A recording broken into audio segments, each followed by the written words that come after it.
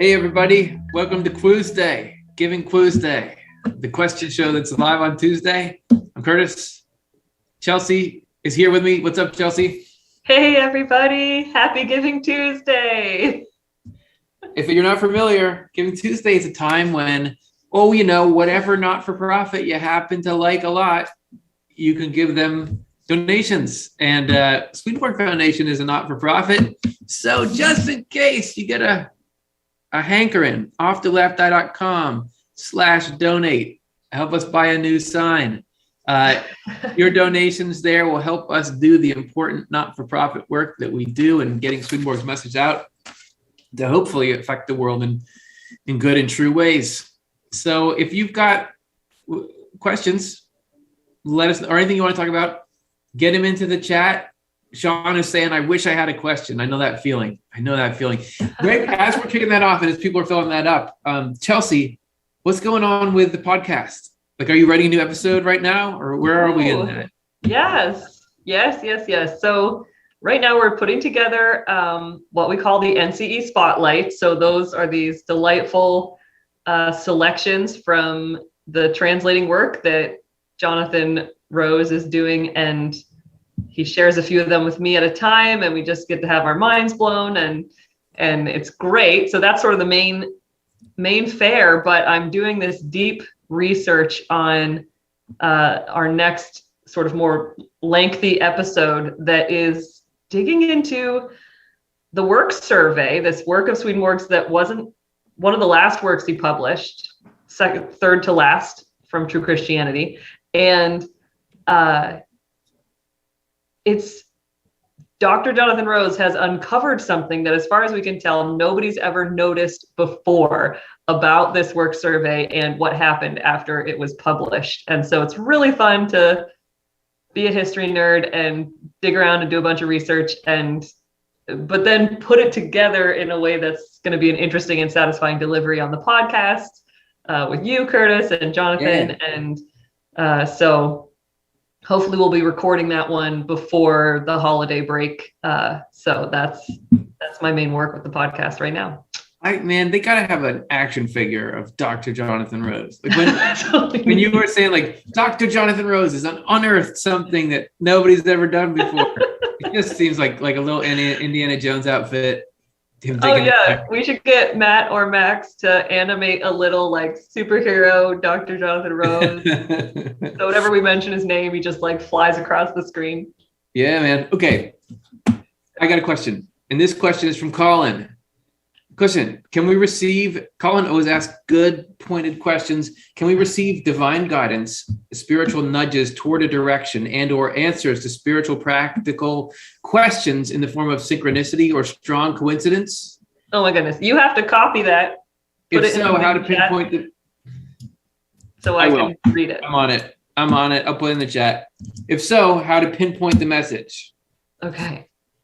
People are talking about synchronicity all the time. They say, like, I got led to, well, one way is like they say, I got, led to Off the Left Eye channel because I happened to be searching for this, and then this other thing came up. But also people will say, I know something spiritual is happening because I'm noticing this number all the time, or seeing a lot of butterflies. And is there anything in Swedenborg that backs that up or expands that or something like that?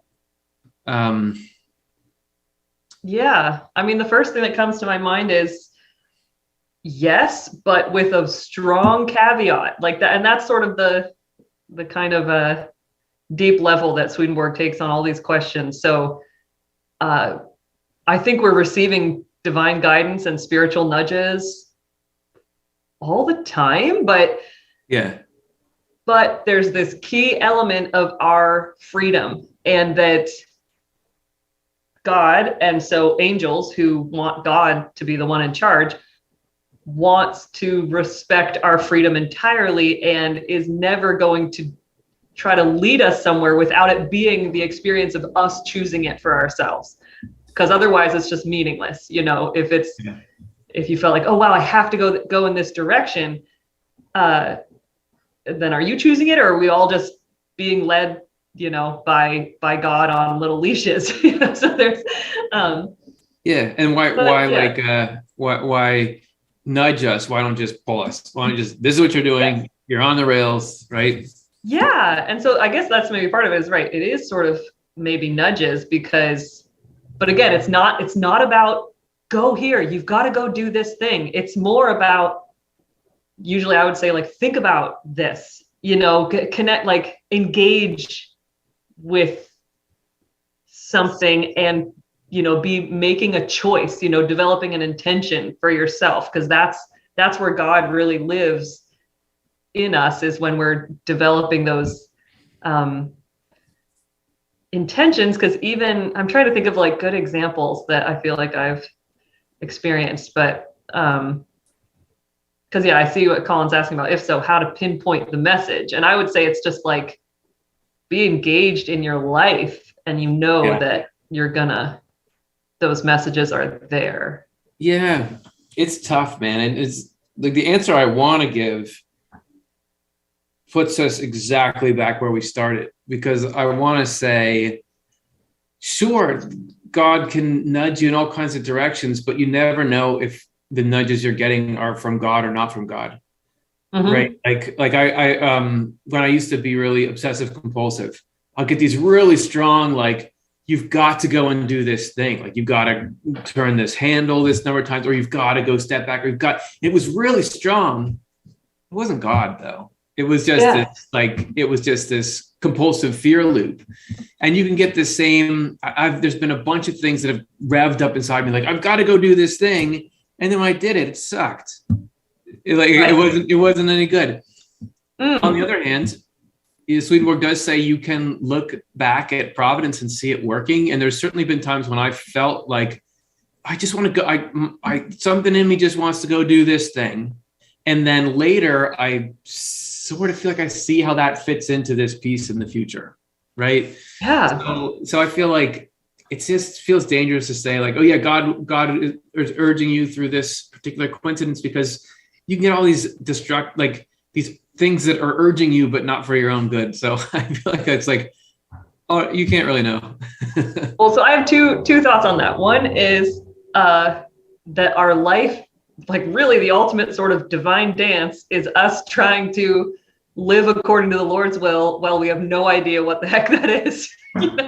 Like, that's the whole thing, is we want the Lord's will to be done, and yet the Lord's will is for us to act as if of ourselves and be choosing what's loving and going in that direction. But so I think there is a development that happens there. And one of the one thing that I've played with before is like praying for the Lord's will to be done. When you make choices or have ideas, hold them very lightly, knowing that you're not gripping anything too tight, so that if God just wants to like take it out and move it over here, then you're like willing to be led in a new direction if it's not like how you expected things to go. And there was some like something somebody taught me once as like an idea is, you pray for the Lord's will to be done, and then you trust that the Lord's will is being done.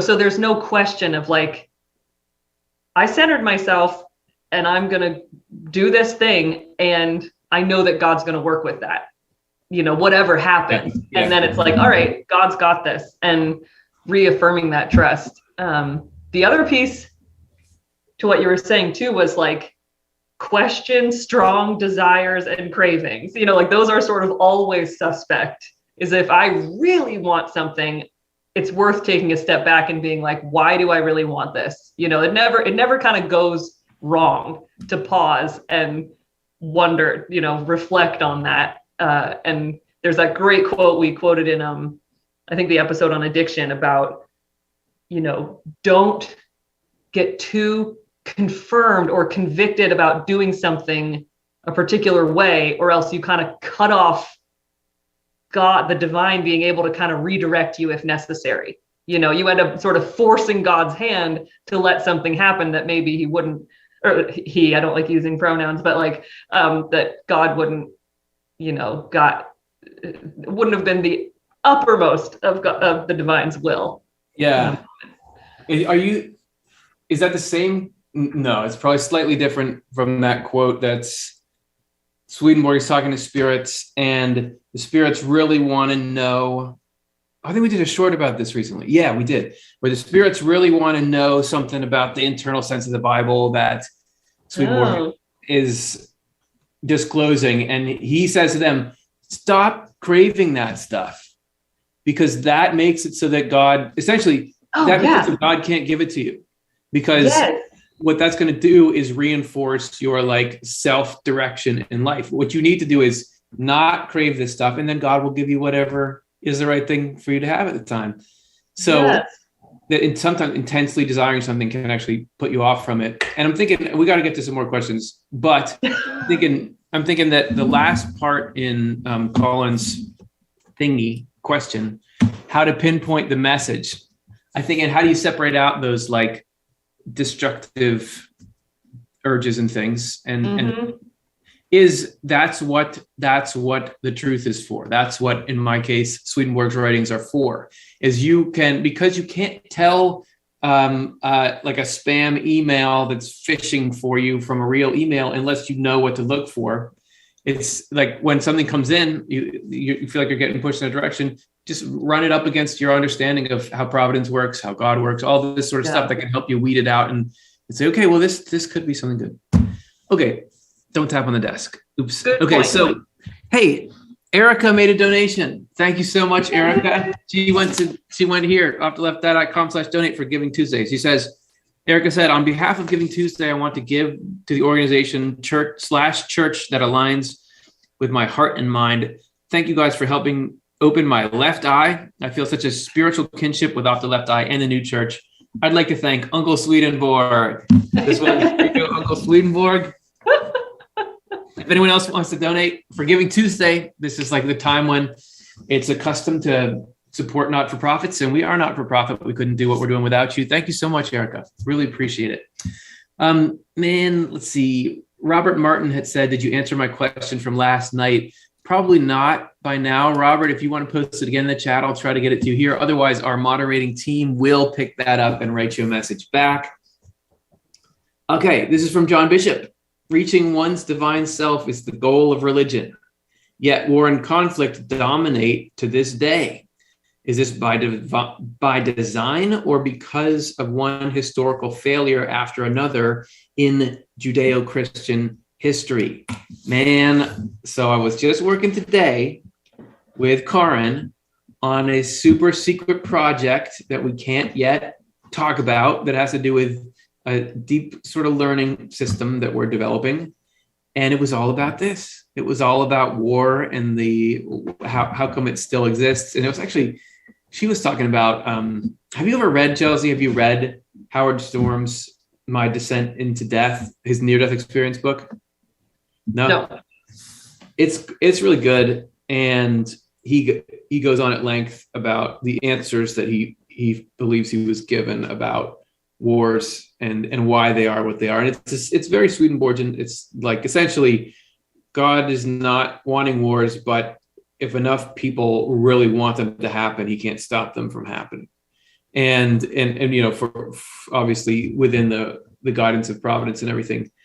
And there's a similar, Swedenborg makes similar comments about war is something that at times, because of the love of self, which is love of dominating other people, it bubbles up to a point where it would be worse if something didn't burst out. Mm-hmm. It's not meant to be a feature, though. Swedenborg says that everything that happens in war, all the violence and stuff, is against Christian charity, but yet they happen. So, and he thought, I gotta paste that in the chat, or you're not gonna know what I'm talking about. Okay, this is from John Bishop. And I'll scan for another question here. So, yeah, what do you think? Okay, so war and conflict dominate to this day. I think you pretty much said it. Where it's like what we were talking about before, where it's our free will. That's certainly a part of the design, but there's a risk to that. I mean, a risk that God is knows more about than any of us, like is so aware of and is going to be, it reminds me of, I think it was probably Karin who pointed out in one of our episodes a long time ago about, and I think this is like a point that Swedenborg makes, but that in the Bible, when you have the snake and the whole Adam and Eve stuff, immediately with that quote unquote fall, however you want to understand that, of like leaving the garden, as soon as they leave the garden, there's a prophecy of the Lord coming into the world. Like as soon as as soon as there's an injury, I like thinking of that. As soon as the injury happens, there's healing that immediately, it doesn't wait to start. Our body doesn't wait to start healing. Right. And so that connection of like, God understands our free will and can foresee what is going to happen and then works with it. So I loved our episode of what God can't do, gets into that in a satisfying way. All right, let me look up that episode. I'll post a link in the chat. Can you read? I got Sean Smith's question for us Great. next. All right. So Sean Smith asks, what are some of the physical sensations associated with spiritual inflow? What a great question. Oh my gosh. Is it goosebumps or like tingles? Doesn't he say at one point that that's but I don't, what do you think? I think our heartbeat and our breathing is direct spiritual inflow. I mean, obviously there's a physical component. Our heart is a muscle that is designed to beat, but it's so direct. Like there's it's fun to contemplate, especially if you meditate, to just rest in the thought that like the sensation of your heart being, like the sensation of being alive in your body is actually evidence of divine love and divine love's will for you to exist, in the world. But I mean, obviously, even if there's a lot of pain in your body, there's, like we were talking about last night in the live show of like, be of this world, but not of this world. That's going on all the time in our bodies. So there's a way that even the physical sensation of being alive is really a spiritual inflow. And yet there's a relationship happening between the spiritual inflow and what the physical is consisting of. Our spirit is always alive, even if we lose these bodies sometime. Yeah, I love it. The heart and lungs, Swedenborg spends so long in Divine Love and Wisdom and basically everywhere else on them. So it makes total sense that that's where you could be receiving this inflow. I posted that link in the chat. It was quite an adventure because it took me a long time to look it up and then I thought I hit copy on it, but I hadn't. So it was just someone's question on my clipboard. So I just pasted someone's question back into the chat. You're not allowed to ask the questions and answer the questions, Curtis. Okay. Okay, that's great. I feel like I was happy to hear what you were saying there. It's like I don't feel like I want to add to that. I don't know. I wouldn't have thought of heart and lungs, but it makes total sense. So let's leave it at that. And we got the cube. Oh, cube's talking about Matthew 10:28 in the Bible. Who is capable of destroying both body and soul in hell? All right, let's look it up. Yeah. I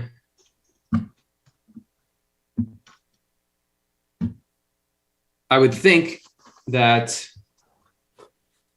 No interest in that one. I think I've heard Swedenborg, referring to that as you're worried about evil rather than about, misfortune, because evil, loving doing what's evil, that is what hell is. And that has way worse long-term consequences than anything unfortunate that can happen to you during your life. Yeah. I feel like I keep getting thrown off guard with the in hell part of this verse. So it says, do not fear those who kill the body, but cannot kill the soul. Rather fear him who can destroy both soul and body in hell. That's interesting. Because I'd first just think like, well, don't fear those who kill the body but can't kill the soul. Like we're all being taken care of in our souls by God. And so God is all powerful, but then, yeah, maybe it's more along the lines of what you're saying about fearing inner corruption, you could say, like being like fearing as in like resisting, not wanting to fall prey to the inner states that really, if we don't resist them, then they do just want to take us down. Like nobody can actually kill you without your permission. I mean, right. The spiritual stuff that lasts, like sure, your physical body can get killed, but that doesn't kill you because you're still alive and you're alive in a better world, a better place. What Swedenborg calls spiritual death is when you get into a state where you run on love of evil and love of harming people, and that's what he calls hell, and that's death. But that nobody can do that to you. Nobody can make you go to hell. It's only who can destroy both the body and soul is yourself. Yes, right? If you're right. Your own choices. Right. Ultimately, you're the only one who can destroy your own, who has permission, who has the authority to destroy your own self. So don't do that. And it's just a good way to, because when you feel like other people out there are the enemy and big forces are the enemy, it makes you feel powerless. But when you understand, okay, this is me against my dark side, I find that's just in some ways, like just a more reassuring, oddly reassuring platform to run life off of, Yeah. And I think, I said like, yeah, yourself, like your own choices, but I love just the clarity that Swedenborg gives, that it's about our intentions. Like that's what we need to be on the lookout for, is what are we doing with intention in our life? And if it's something that is in a hellish, evil, harmful direction, then take the time now to like check that and like think what could I do to be resisting this or changing how I live my life? Because that is the kind of thing that's are just hooking you into hell, falling prey to spiritual forces that don't have your best interests at heart. And so, but still, it's not about like, oh, well, you chose wrong, you did wrong, you made mistakes, sorry about it, you're going to get destroyed in hell. That's not how it works. It's about your intention. So even if you end up doing, like, it's all about developing your intention in this life. And so thinking about that. And to put a fine point, another fine point on that point, we were just recording a video a little while ago about evil and are we evil or not evil? And I think it's in True Christianity where Swedenborg says, if you have an overall intention to try to be good, then you either because you didn't realize what was going on or you got overwhelmed by some desire, do something that's bad. That's okay. It doesn't become a part of you because you don't support what you did and you didn't intend to do it. Yeah. He just says that's what's up. So yeah, very reasonable. Yep. Reasonable. Okay. Renee. The next one. Yeah. Yeah. Well, so always when Renee or Renee's name comes up, I don't know if I'm pronouncing it right. So if you're still in the chat, let me know. Is Renee right? Or is it just Rain? No. Rain? Rain. Rain? Is it Rain? It could. That sounds good to me. So I'll say Rain, but please correct. Rain Hounsel asks, please, what is Swedenborg's take on our life review when we cross into spirit? Is there any correspondence of it here in Earth School? Grateful for you both. Nice. I have an initial thought about the second part of that question. I don't know if you want to talk about the first part or jump there. Let's go backwards. Okay, going backwards. So I think, so I guess, well, sort of two at one, but so there is a life review process, and we enter the world of spirits, where it basically creates the right environment for us to be able to do introspective spiritual work that we maybe didn't get the opportunity to do here on earth. But it actually, there is a correspondence. I mean, it really is the same thing as the inner work that we do while we're alive in this world. And so we can do that work while we're here. And that's preparation for, you take the time to do it here, then you don't do it. There's other things, probably other nooks and crannies you have to figure out in the world of spirits, but you don't have to wait till then to start doing that work. And so that's actually part of the way it's designed to be. Swedenborg writes about that that's a part of our spiritual growth. And so I think it's cool that I think more and more I think this was probably common actually in a lot of ancient cultures, perhaps, and in different cultures in different ways, but I feel like it's becoming more mainstream in the Western world, if you will, to be doing that inner spiritual work. And whether that's through therapy or weekend or like retreats where you almost are creating spaces in this world where physical stuff kind of falls away and it's all focused on what is spiritually real and going on with people. And so I think it's definitely possible. Yeah, it's not some brand new arena of life that we jump into after death. We're already doing that sort of work. We're beginning the rudiments, and in some cases, even the developed actions of the life review. And I wonder if you get many bursts of it, even when you just start to look back on your own life, observe yourself, and because from what I understand from accounts of the life review, it's a really high definition, comprehensive observance of your life from the perspective of love.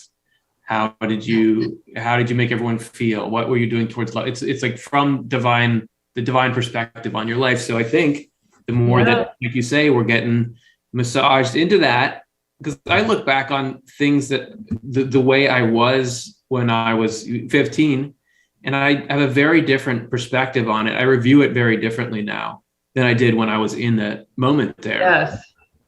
It's like we're doing little bits of that. Certainly Swedenborg talks about us having, just looking at the first part of the question, Swedenborg talks about having a book of life that has everything you've ever done in it, meaning, and what that really means is not actually a book, but it's your spiritual memory. So he's very much corroborating what people describe in the life review.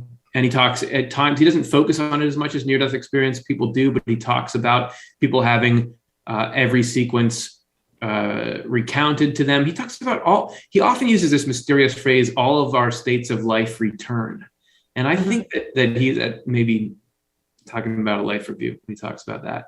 Something else that jumps to mind is with what you were saying is like, we do have this phrase of like the midlife crisis. And I wonder how much, when you said it's like looking back on your life, but from love, right? Was like, I feel like so often the midlife crisis experience and whatever truth that really has, like if that's what people experience, is like, that can sometimes happen when like life falls apart somehow in your midlife and you're sort of needing to pick up the pieces again. We can so easily fall into depression and struggle and all that kind of stuff with that time. But it's cool to think about, like, what if we understood those crises that happen and to connect to this larger holding of love through all of it, if that would kind of help, even when we have these breakdowns in our life, to be able to sort of use it in a sort of restorative way, with that sense of, it's almost like a life review process in the world of spirits, when to ground it in the sense of trusting in divine love and in divine providence.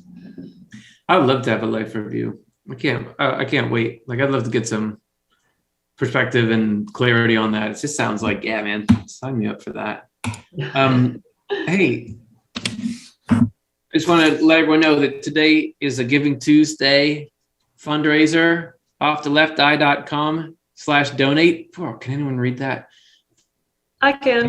If you go there, well, that's very kind of you to say. If you go there, you can support our not-for-profit work, and we'll shout you out live on the air.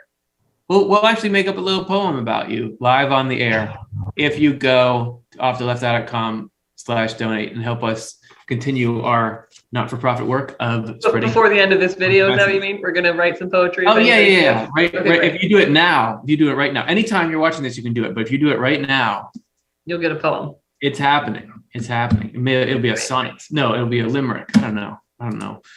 Okay, so Mim Tabu says, hello guys, does Swedenborg give information about dreams? I know, Chelsea. I will go and look up those shows and post them in the chat if you start up the next question. Okay, great. So we got a show for that. And the next question is from Erica Leal. Read somewhere that there's spiritual prison where you know you're evil but can't get free. And it differs to spiritual sick, death, meaning you have no idea that you are doing evil. Degrees of the neighbor, right? Or the people who, I was in prison and you visited me, I was sick and you. Oh yeah, right. Oh, sure. So, well, what comes to my mind, I guess, with this spiritual prison is Swedenborg describes vast stations that we go through in the spiritual world. So we talked about the life review, and that sometimes if we've developed intentions even that are harmful, and yet in our core we want what is good, there's these sort of special scenarios that the spiritual world is able to conjure for us to be able to even work through really intense stuff. Like sometimes it's really hard to do that spiritual work, and one of them, and it's forcing. It's not forcing, because again, it all has to come from choosing for yourself out of your own free will to choose to reject some evil that you might have been involved in. And so it's sort of this perfect storm that can get set up so that you surrender and decide to choose a different way. And Swedenborg describes one that we animated in a video, I can't remember which, of, it sounds so non-threatening, and yet you can imagine being there and how intense it would be, is a giant sheet that extends in all directions and somebody's stuck under it, like they're in prison. And no matter which way they go, they can't get out from underneath this sheet. And they start getting really, I guess if you're claustrophobic or something, it would get really overwhelming. And where you're just trying to get out and run out. And he says that like certain people are given this experience, and it takes as long as it takes for them to feel like, I want to give up, like asking God for help, kind of like reaching that rock bottom or something. And then it shifts, and you're being given comfort from angels, you're getting brought through that process and sort of received on the other side of it, and being nourished when you've been sort of brought through that kind of, prison moment. So that's what came to mind with like spiritual prison, where there's this evil, and it's sort of this perfect storm to help get you free, using the design, which is that you have to choose it for yourself. Yes. I think it's important to make that distinction, that because Erica said, you're evil but can't get free, that would always be a temporary condition. Yes.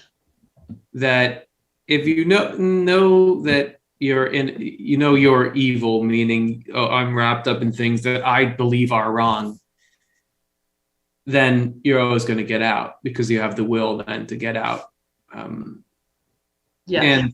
so like the what does somebody who's in prison need to get out? It's different than somebody who's sick. Erica mentioned the sick or the dead, meaning you have no idea that you're doing evil. They need a different kind of wake up call than somebody who's in prison. So, and it's all this weird, harsh sounding stuff that Swedenborg describes. It's all super targeted to get that result. Like you're saying, yep, we know, hey, your shoulder is dislocated. This is going to hurt for a second, but we're going to get it back in, Right. So that's what those kind of experiences are designed to do. Yeah. And I think that like knowing you're evil, but can't get free, like that's true for all of us, because we can't, we have to engage and choose, but it's all actually the Lord's power, the divine's power is what's freeing us. And that's why there's such an element of surrender to the process, because that's how we let go of feeling like it's all up to us to get ourselves free. Poem incoming. Oh no, okay.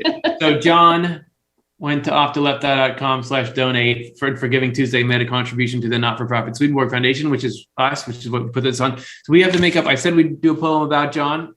So let's like go back and forth, right? Like, so. Line by line. I'll start it off. Okay.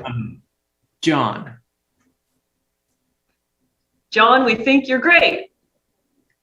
You make us want to sing and ice skate. And send you love from where we are. Even if we're on a star. Thank you, John. We are so grateful. Yes, you've changed our hearts to glad from hateful. Okay, that's probably it. That's good enough. Okay, thank you, John. We really appreciate you helping us do what we do. Okay, next one is Heather Fling. My question is, in the life review, when I see my life, I would see some painful things that happen to me. Yes. What would be the meaning of it and why? I went through a painful childhood. Yeah. Like you said, Curtis, yeah. I think that's a really important distinction where it's all about what's most useful for your spiritual growth. So it's not, it's especially when there's trauma, usually like with trauma, it's only safe to revisit that when you have a sense of safety and trust, so that when you get near the trauma and it brings up the emotions that it might bring up, you have enough of an anchor so that you can retrain your mind how you think about it. Like a trauma especially can be something that is just kind of affecting how we live and approach our life all the time, like it giving us fear or anxiety, or just like feeding into how we operate. And so it is like a life review that just examines something like that enough from this place of safety and love and trust, so that you can be freed from kind of the not, whatever not great things you've had, that you've like burdens you've carried since then. Yeah. Earlier up in the chat, Press Play said a life review sounds horrible and intrusive, an invasion of privacy. I think it's all, well, if I just look at my own life, I don't think there's anything I wouldn't want anyone else to see, but it would have to be the exact right people in the exact right circumstance, or that I wouldn't want to go through again, but have to be just the right conditions, because there's certain things in my life that I really want an expert to help me figure out, or like you're saying, like to realign how I process this trauma. There's other things that I feel like, I don't want to talk with that person about this, but there's maybe another person. So I think the idea that, or what I hear in those life reviews, is that the conditions are so perfect, like the kind of love that the people are feeling as they're going through that, and the way that they feel about the beings that they're going through it with, is what makes it so pleasant and so healing. That even I've never heard somebody describe a life review and say, I hated having to relive things. It's always this relief of, well, that's now that I see why I'm set free from being trapped in those. The only time, right, the only time it was painful for people was when I remember there was a guy named Danny Brinkley who wrote one of the early classic NDE books, and he had been somebody who was very violent. He had like started a lot of fights with people and sort of got people into fights who didn't want to fight him, and he had to relive that, and it was really miserable for him because he said the worst pain is like having to feel the pain you caused someone who was innocent, right? Oh. But he wasn't saying, I wish I didn't have that life review, because he was understanding that this is what is saving me, is getting me to understand. So again, this is like prison versus sickness. What are we in? Somebody needs to not feel like their privacy is being invaded. Somebody needs to have some kind of healing from an unpleasant childhood. Somebody needs a wake-up call for how they were. Even Howard Storm, who we were talking about before, he wasn't violent like Danny Brinkley, but he was a jerk by his own admission. So he needed to see. So it depends on what we need, but universally people come out of it feeling like this was great. I remember there was one time I talked to a person who had a near-death experience, and I was like, what's your favorite part of it? And he was like, oh, being in the light. And he said, being in the light is like, it's a light being like this God. And being in the light is like every time I've ever been in love, plus Christmas morning, jacked up times a million. And if you just think about, if you're feeling like that, oh yeah, that's very different than just thinking right now about, oh, what if somebody on a webcam suddenly could look at my life, Yes. Somebody walks in on you. Yeah. Right. So, okay. Any more poems? No, we don't. Oh, hey, we do have, oh man, we got a lot of poems. Whoa. Okay. We got to do this. Okay. So this is Robin, who said, Happy Giving Tuesday. Thank you for all you do. All right. Okay. So last time I started, but I kind of, do you want to be the rhymer or the starter? Well, it's sort of flipped. So you start it. I'll rhyme it this time. Okay, because last time I copped out, I just said his name. You sure did. Okay. Okay, so we'll say, Robin, thank you for what you gave. We appreciate your heart and the joy that saves. I hope that you soon get to eat a nice orange. Okay, that's. I know. Hang on. Give it a second. And may your holiday season be free from all that is strange. It's perfect. I hope that I hope this is being recorded. Oh, it is. All right. All right. We've got a bunch of gifts. So we just got to do 2-line poems. Sorry, okay. Everyone. We're getting near the end of our time here. Okay. Matthew. So you start and I'll. All right. Matthew, the thought of you brings us cheer. We hope that you are having a fun day without fear. But should a dark cloud ever arise, just remember sometime when you won a prize. Right? I mean, that would make you feel great. Okay. Now I'll start, and this is, it is Renee. She said in the chat. So this is Renee. Renee gave.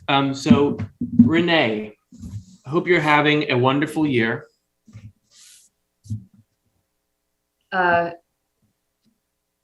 And may the divine your life ever steer. The divine will never lead you off the road. And will be sure to bring you to your heavenly abode. Oh, nice. Okay, we got 2 more. Coy. Koi. Okay, I started.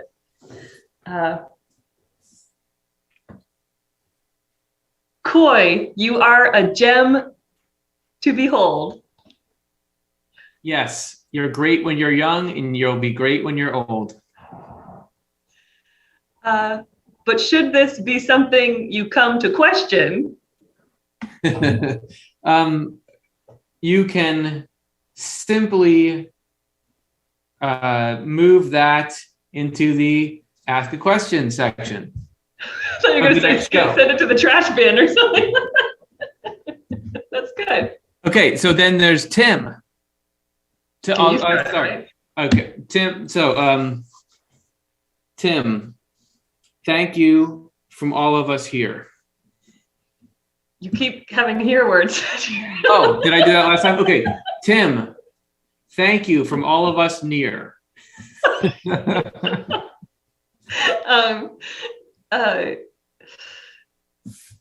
You are a star that brings much cheer. See, we used that time before. Yeah. I hope that good things in your life always appear. And if we were together, we could have a beer. If you're of age. Okay, that's it. We are at the end here. We got a total of $285 donated on this Giving Tuesday. Thank you so much, everyone.